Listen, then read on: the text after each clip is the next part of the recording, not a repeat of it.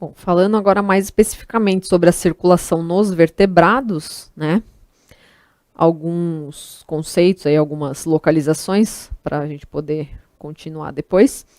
O que são os átrios, né? No coração, tá? Os átrios são o local onde o sangue vai chegar, tá? Então ele está vindo das veias, aí ele vai entrar no coração, ele vai entrar sempre pelos átrios, tá? O que são os ventrículos? A parte de baixo do coração, onde o sangue é bombeado para fora do coração, tá? Então ele entra pelo átrio, passa para o ventrículo e é bombeado para fora, né? E o que são as válvulas ou válvulas, né? São locais que permitem a passagem do sangue, que vai em direção sempre do átrio para o ventrículo. Então, a válvula não deixa o sangue voltar. É a mesma coisa que eu tinha falado das veias, né? Basicamente. Então, não vai deixar o sangue fazer o caminho de volta. Ele vai sempre ter um sentido só, que é do átrio para o ventrículo, tá? Então, as válvulas vão permitir a passagem sempre nesse sentido aí, não vão deixar o sangue voltar, tá certo? Aí, essa figura é interessante para a gente ver a diferença, né, do tipo de circulação entre os diferentes vertebrados aí, peixes, anfíbios, répteis, aves e mamíferos, tá? Que eu já tinha falado um pouquinho nas aulas anteriores, mas agora vai ficar mais claro, né? Então, o que vai acontecer aqui? Primeiramente, o que eu tinha falado de questão de sangue venoso e arterial, né? O sangue venoso não necessariamente é o sangue que passa pelas veias e o arterial não necessariamente é o sangue que passa pelas artérias, tá? O sangue arterial é sempre o sangue rico em oxigênio, então é um sangue que veio do contato ali com os órgãos respiratórios, né, pulmão ou brânquias, e o sangue venoso é o sangue rico em gás carbônico, pobre em oxigênio e rico em gás carbônico. E ele sempre é representado, o sangue arterial sempre é representado em vermelho e o sangue venoso sempre representado em azul, tá? E aí, nesses esquemas, está sendo mostrado o esquema da circulação, né, em que o sangue, primeiramente aqui nos peixes, tá, vamos falar. Aqui, vamos mostrar dos peixes, a gente tem o sangue, vamos começar no órgão respiratório. Então, o sangue passou ali pelas brânquias em cima, né? Está escrito capilares das brânquias, recebeu o oxigênio, aí ele vai circular no corpo do peixe, depois ele vai pro... Aqui ele está passando nos capilares sistêmicos, deixa eu pegar aqui e sublinhar para vocês poderem ver. Então, o sangue veio aqui das brânquias, recebeu oxigênio, tá? Aí ele vai circular pelo corpo do peixe, tá? Vai vir nesses capilares sistêmicos aqui, então, ele vai, como eu falei, né, passar pelos capilares e banhar os tecidos do animal.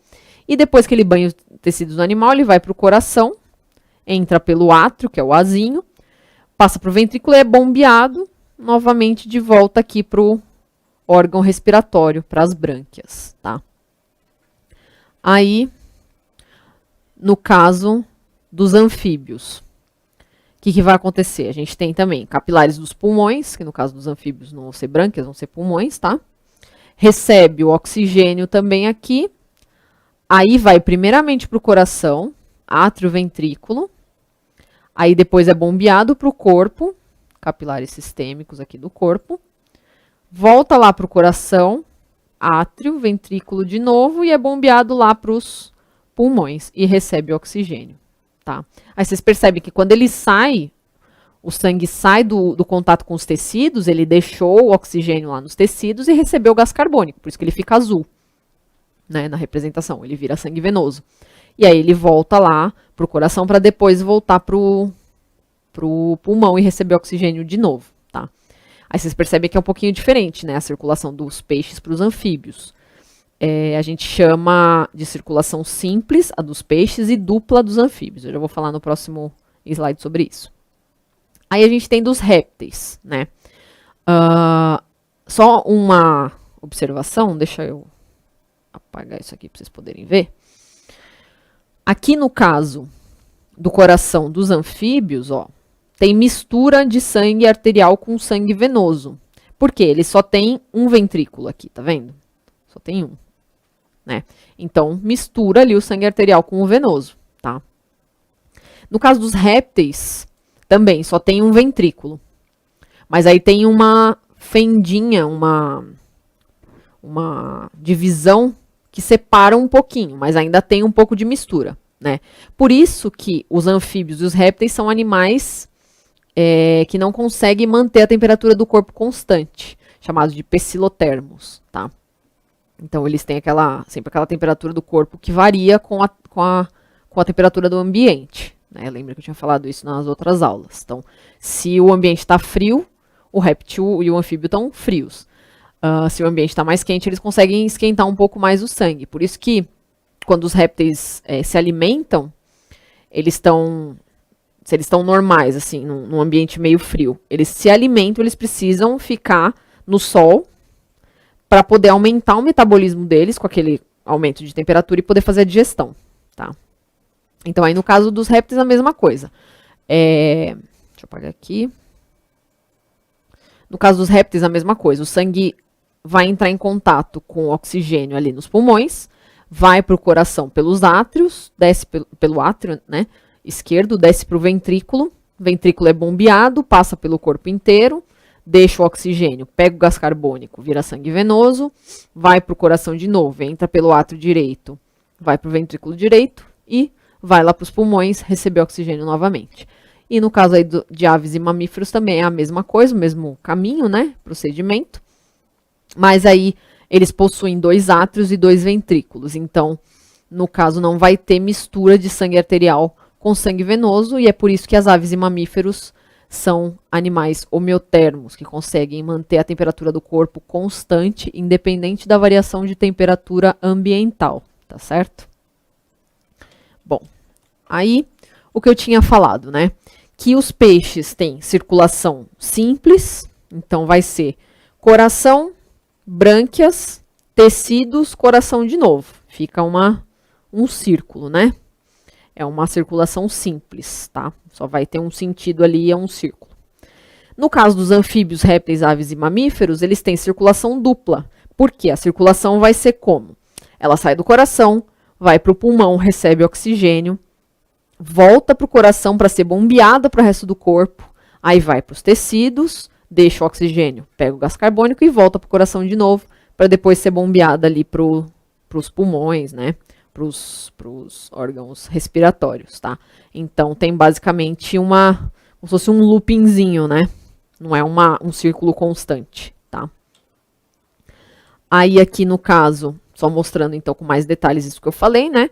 Os tipos de circulação. Então, do peixe, vem ali das brânquias, passa pelo corpo, deixa eu sublinhar aqui. Então, a circulação tá passando aqui, ela vem do coração, em que o sangue ainda é venoso, né? Azulzinho. Passa pelas brânquias, recebe o oxigênio. Aí aqui ela vai passar pelo corpo todo, né? Passou, voltou para o coração e depois vai lá para as brânquias de novo. Então, todo esse círculozinho aí, é uma circulação simples. No caso do gato, que é um mamífero, né? Vai ter a circulação dupla. Então, o coração vai bombear o sangue venoso para os pulmões. Então, o sangue tá aqui nos pulmões. Ele vem para o coração, de novo, para ser bombeado para o resto do corpo. Aí ele é bombeado para o resto do corpo, deixa o oxigênio lá e pega o gás carbônico, volta para o coração, para daí ser bombeado lá para o pulmão de novo. Então, vocês veem que é um loopingzinho aí, é uma circulação dupla, tá? Aí aqui só falando com mais detalhes, né, como que acontece essa circulação, por onde que o sangue passa, onde que ele vai entrar, onde que ele vai sair e tudo mais, tá? Então, primeiramente, ó, aqui dando um exemplo, né, da circulação humana, tá? Então, primeira coisa, vou começar com o sangue venoso, tá? Que tá vindo dos tecidos pro coração para depois ser bombeado para os pulmões. Então, primeira coisa, a gente tem, lembrem que o sangue que vem do tecido pro coração, ele vem pelas veias, tá? Para não sofrer aquela pressão que eu falei de bombeamento e tudo mais. Então, ele vem pelas veias. Então, o sangue vem aqui, ó, da veia cava superior, e que é o sangue que é proveniente da cabeça, né, e dos membros superiores, e veia cava inferior, que é o sangue da parte inferior do corpo, tá? Então, esses dois sangues vão vir aqui, veia cava superior e inferior, vão se direcionar para o coração. Aí eles vão entrar no coração pelo átrio direito. Aqui. Não tá dando para enxergar. Peraí. Deixa eu ver se com o branquinho aqui dá. Tá. Então, o sangue vem aqui, ó, da veia cava superior e da veia cava inferior, aqui na direção do átrio direito, tá? Do átrio direito, ele vai passar para o ventrículo direito. E aí, por onde que ele passa? Ele passa por essa válvula chamada de válvula átrio-ventricular, né? Do átrio para o ventrículo. Átrio ventricular direita, porque é do átrio pro ventrículo, do átrio direito para o ventrículo direito, tá? Ou também chamada de válvula tricúspide, né? Então aí o sangue passa do átrio direito para o ventrículo direito por meio da válvula tricúspide. E aí do ventrículo direito, ele é bombeado, esse sangue, que ainda é sangue venoso, azulzinho, tá? Rico aí em gás carbônico e pobre em oxigênio. Ele é bombeado, então, para os pulmões, tá? Opa.